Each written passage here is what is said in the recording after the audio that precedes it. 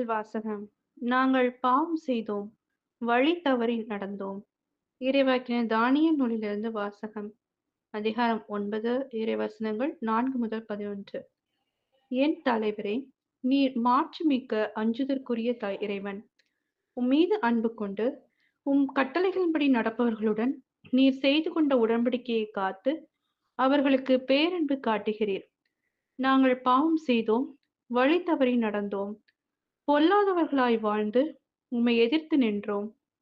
உம் கட்டளைகளை நீதி நெறிகளையும் கைவிட்டோம். எங்களுடைய அரசர்கள், தலைவர்கள், தந்தையர்கள், நாட்டிலுள்ள மக்கள் அனைவருக்கும் இறைவாக்கினர்களாகிய உம் ஊழியர்கள் உமது பெயரால் பேசியதற்கு நாங்கள் செவி கொடுக்கவில்லை. என் தலைவரே, நீதி உமக்கு உரியது. எமக்கோ இன்று வரை கிடைத்துள்ளது அவமானமே. ஏனெனில் யூதாவின் ஆண்களும் எருசலேம் வாழ் மக்களும் இஸ்ரேலை சார்ந்த யாவருமாகிய நாங்கள் உமக்கு எதிராக செய்த துரோகத்தின் பொருட்டு அருகிலோ தொலையிலோ உள்ள எல்லா நாடுகளுக்கும் உம்மால் இன்று வரை விரட்டப்பட்டுள்ளோம். ஆம் ஆண்டவரே, அவமானமே எங்களுக்கும் எங்கள் அரசர்களுக்கும் தலைவர்களுக்கும் தந்தையர்களுக்கும் கிடைத்துள்ளது. ஏனெனில் நாங்கள் உமக்கு எதிராக பாவம் செய்தோம். எங்கள் தலைவரும் கடவுளுமாகிய உம்மிடத்தில் இரக்கமும் மன்னிப்பும் உண்டு. நாங்களோ உம்மை எதிர்த்து நின்றோம். எங்கள் கடவுளாகிய ஆண்டவர் தம் ஊழியர்களான இறைவாக்கினர்கள் மூலம் தம் திருச்சட்டங்களை அழித்து அவற்றின் வழியில் நடக்குமாறு பணித்தார். நாங்களோ அவரது குரலொலியை ஏற்கவில்லை.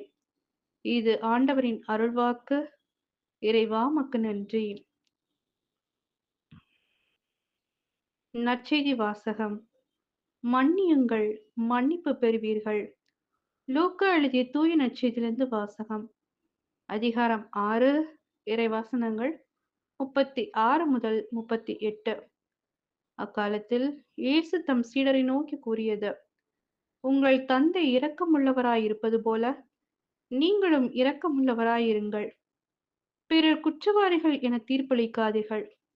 அப்போதுதான் நீங்களும் தீர்ப்புக்குள்ளாக மாட்டீர்கள். மற்றவர்களை கண்டனம் செய்யாதீர்கள். அப்போதுதான் நீங்களும் கண்டனத்துக்கு ஆளாக மாட்டீர்கள். மன்னியுங்கள், மன்னிப்பு பெறுவீர்கள். கொடுங்கள், உங்களுக்கு கொடுக்கப்படும். அமுக்கி குலுக்கி சரிந்து விழும்படி நன்றாய் அளந்து உங்கள் மடியில் போடுவார்கள். நீங்கள் எந்த அளவையால் அளக்கிறீர்களோ அதே அளவையால் உங்களுக்கு அளக்கப்படும். இது கிறிஸ்துவின் நற்செய்தி.